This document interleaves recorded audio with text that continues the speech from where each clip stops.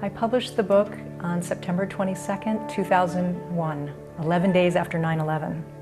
And I realized that I'd had production delays in China. It was supposed to have come out in June of that year, and that was the day that finally it was released.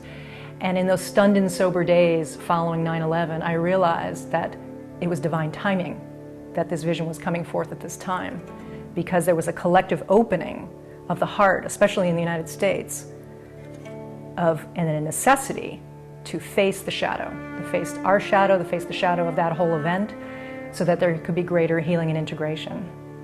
And the astonishing thing is that when I did my first event, my first ceremonial performance from the book, where people would draw Gateways of the Divine from the 44 cards that are in the book, and I would offer a poetic illumination from the Gateways poetry that I have memorized. And when the image facing death came up, Gateway number 5, everyone in the room was astonished. There was this collective just, and I looked at the image and I realized, oh my God, it's facing death, had the New York City skyline with Shiva, the god of death, and a dying man in midair.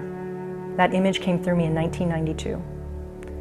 And there's no explaining those mysteries, but it was an indication that I was on the right path, that there was something larger that had been guiding this all along. And the astonishing thing is that here I created this limited edition book, signed and numbered, of 1,000 copies only. And then the following year, as we were approaching the first anniversary of 9/11, I got a call from the National Cathedral in Washington, and the canon had heard about my book in New York and decided he wanted to use it in the first anniversary service at the cathedral, an interfaith service of remembrance.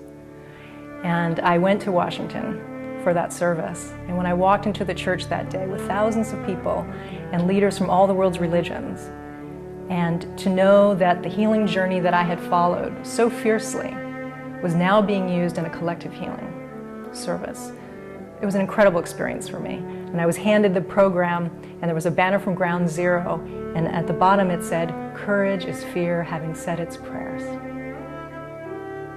And we are living in a time of an unprecedented holiness and horror.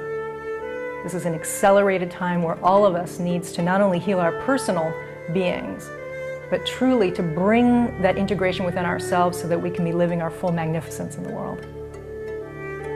And that is what I have dedicated my life and my artistry to.